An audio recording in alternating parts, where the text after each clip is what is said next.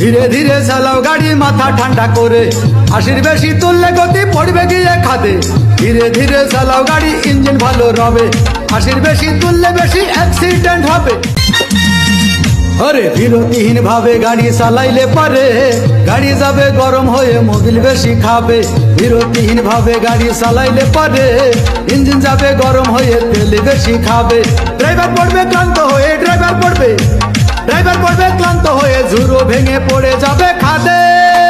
বিরতিহীন ভাবে গাড়ি চালাইলে পরে, গাড়ি যাবে গরম হয়ে মোবিল বেশি খাবে।